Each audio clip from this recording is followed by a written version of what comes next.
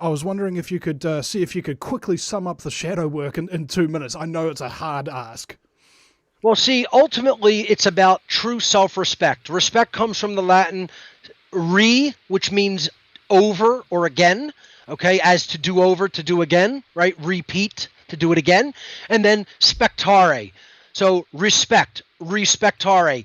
It means to look at. Spectare means to look at, like spectator, spectacle, okay? To look at, to observe. So respect comes from ultimately taking another look at ourselves. It's to look at ourselves again, to go deeply into ourselves and re-examine what is there. Okay? The shadow work is all ultimately about doing that. Okay? It is about sitting with yourself, really being honest about your internal characteristics and makeup. Most people don't want to do this. It horrifies them. It's the last thing they would want to do. They stay busy with external tasks. They talk to other people. They chatter constantly in their mind. They watch television, which chatters at them. They play video games, which chatters at them and keeps their mind occupied. Most people would rather die than sit quietly in a room with themselves because they hate themselves so badly. Okay? And this is what we must do. This is the internal shadow work. The internal shadow work is to sit quietly with yourself and contemplate who you are and look at your own internal characteristics. That's why it's called going into the shadows within. It has nothing to do with the external world or domain. It has to do with the internal psychological domain of the subconscious and the inner parts of the human psyche. Okay? Most people shy away from that work and would do it.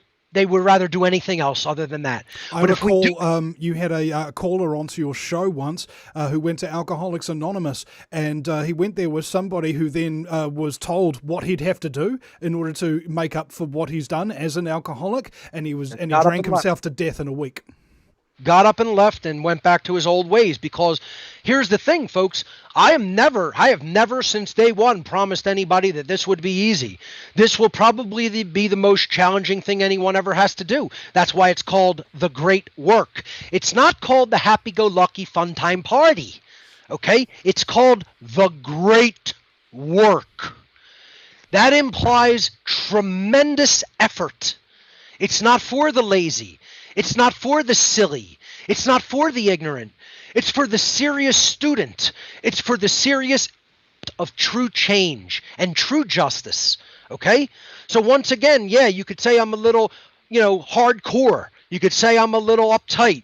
Okay? If you knew what I know about what really goes on this planet, if you were in the places and rooms I've been around, the people I've been around, you'd be a little on edge and hardcore too. As a matter of fact, you may not have even made it this far, if I may say so myself, because I'm a pretty tough-ass bastard. Yeah. Okay? I was just thinking, like, the things that other people. Well, the things that Mark has seen, you'd be surprised that he's so calm, and that's no joke. Sounds like a joke. I'm not joking. And I'm not bragging. I'm saying simply what the truth is regarding my constitution, because it is really not quite what other people's is. I say people, oh, I'm not a Superman or I'm nobody special, but many people have actually told me, no, you can tolerate things at a level that most people would just crumble. Okay? I have a pretty heavy-duty constitution. I have a high threshold for pain. I have a high threshold for trauma. Okay, so, I may be a little different than other people in that regard. I've been in the hospital one time in my life, and the doctor who was, helping me and administering me while I was in the hospital, I told him, take me off the pain medication immediately. I hate the way it's making my mind. I would rather die than live with this type of mindset. I want my regular way of thinking and my regular thoughts back. And he said, if I take you off this morphine drip, you are going to be in such unimaginable pain. You are going to be begging me to put you back on it. I said, get it out of my arm right now. Take me off of the morphine drip. I would rather die than feel like this. He did it, and I dealt with the pain, and it was horrible, and I dealt with it anyway. He comes back into the room the next day. He said, I see, you're still not back on the morphine drip. He said, you must have a tremendous constitution for pain.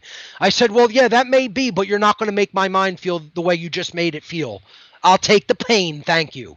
Okay? So I may be different than others in that regard to a certain extent, but there are mitigation efforts for this. There are ways of doing this slowly over a period of time that minimizes the extent of the trauma if you know certain techniques to do.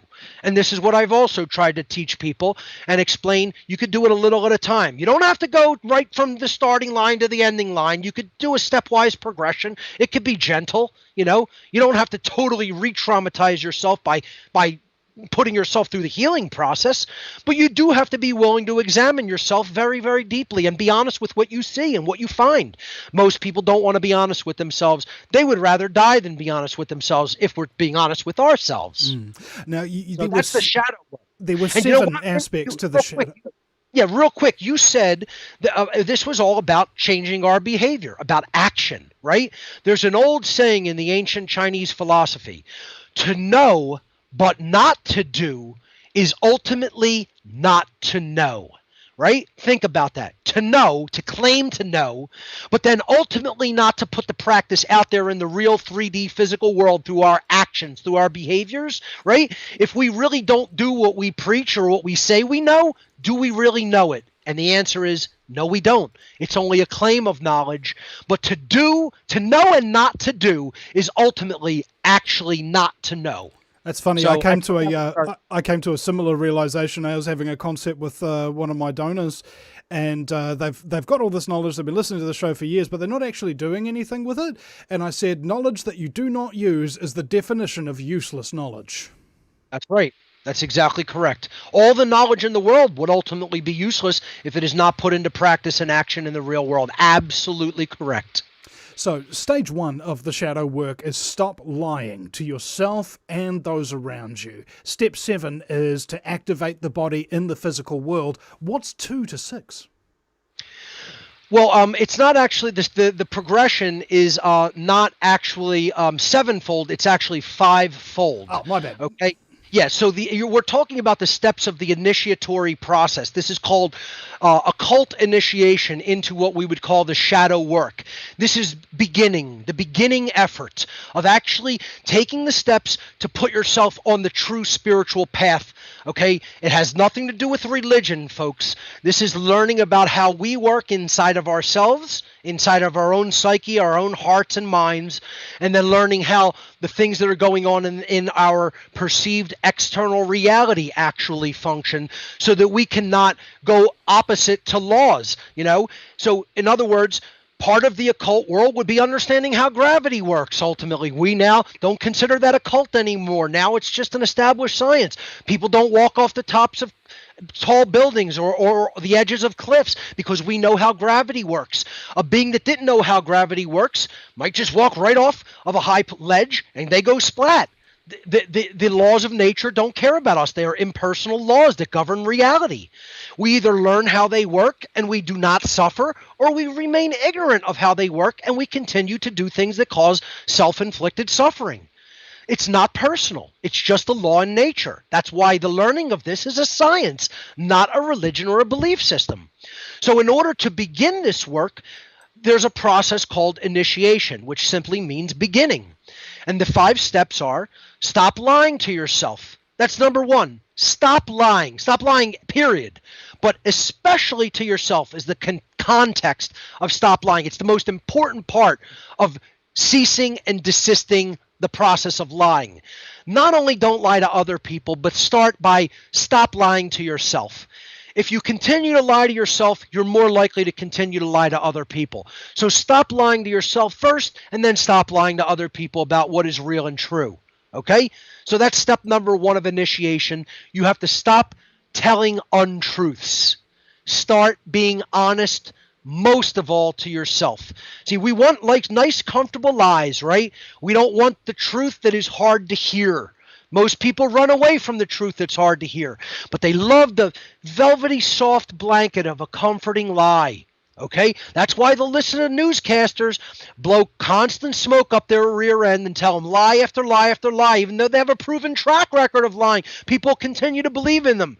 But a harsh voice like mine, who's telling you the truth, because I don't want you to believe anything, including me. All I want you to do is learn how the laws of nature work for yourself, put them into practice for yourself, so that you stop causing self-inflicted suffering for yourself and others.